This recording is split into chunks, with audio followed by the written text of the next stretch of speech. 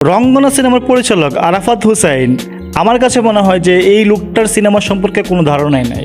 মানে সিনেমা সে বোঝে না, সে আসছে সিনেমা বানাইতে। কারণ সে যদি সিনেমা সম্পর্কে কোনো কিছু বুঝতো কিংবা বর্তমানে যে সকল সিনেমা হচ্ছে সেগুলো সিনেমার খোঁজখবর রাখতো, তাহলে তার এই মিস্টেকটা হতো না। ইতিমধ্যে রঙ্গনা সিনেমার শুটিং শুরু হয়ে গেছে, সুপারস্টার শাবনূর নিয়মিত শুটিং অংশগ্রহণ করছেন। কিন্তু দুঃখজনক ব্যাপার হচ্ছে সেই শুটিংয়ের কিছু আর্টিস্টদের গেট আপ সহ কিছু ছবি সেগুলো হচ্ছে যোগাযোগ মাধ্যমে চলে আসছে, এবং যেটা হচ্ছে আমি মনে করি একটা সিনেমার জন্য একটা নেগেটিভ সাইড। কারণ হচ্ছে আপনি কী রান্না করবেন সেটার উপকরণ যদি আপনি কাউকে দেখিয়ে দেন, তাহলে তো একটা মানুষ সহজেই অনুমান করে ফেলতে পারবে যে আপনি কী রান্না করছেন।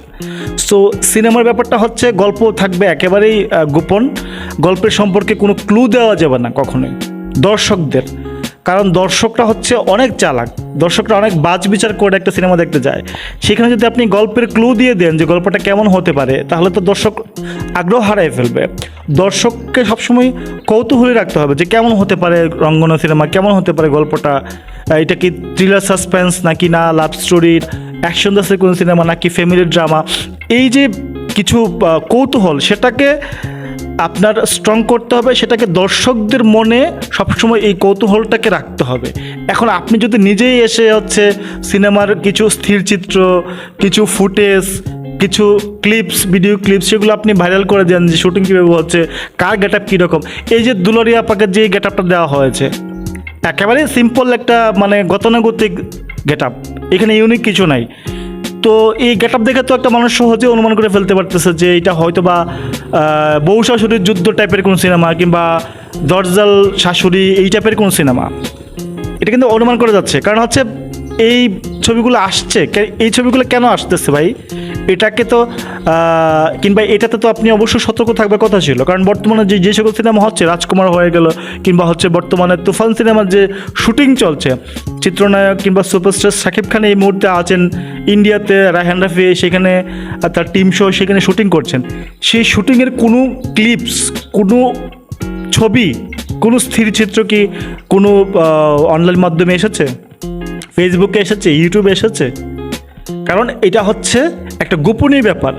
এখন যদি আপনি হচ্ছে আর্টিস্টদের গেট আপ মানুষদেরকে দেখিয়ে দেন, আর্টিস্টদের গেট আপ দেখে তো অনেক কিছু অনুমান করা যায় যে সিনেমার গল্প কেমন হতে পারে।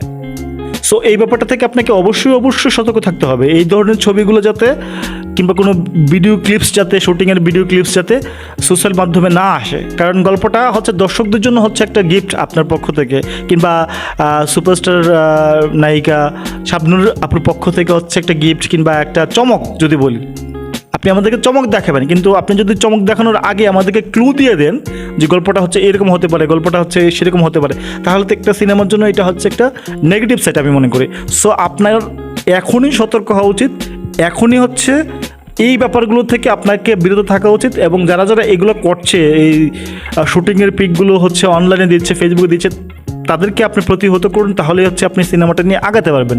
নয়তো যতই বড় আপনি স্টার কাস্ট দেখিয়েছেন কিংবা আপনি সবসময় কথা কম বলেন, আপনি কাজে বিশ্বাসী, আপনি কাজ দিয়ে দেখাতে চান মানুষকে, এটা অনেক কিছুই, কিন্তু সিনেমার কিছু নিয়মকানুন আছে, সেটাও কিন্তু আপনাকে ফলো করতে হবে, আপনাকে জানতে হবে, আপনাকে মেনে চলতে হবে। ধন্যবাদ, ভালো থাকবেন সবাই। ধন্যবাদ। ভালো লাগলে ভিডিওটি শেয়ার করবেন এবং অবশ্যই আপনার মতামত রঙ্গনা সম্পর্কে কমেন্ট বক্সে জানাবেন। ধন্যবাদ।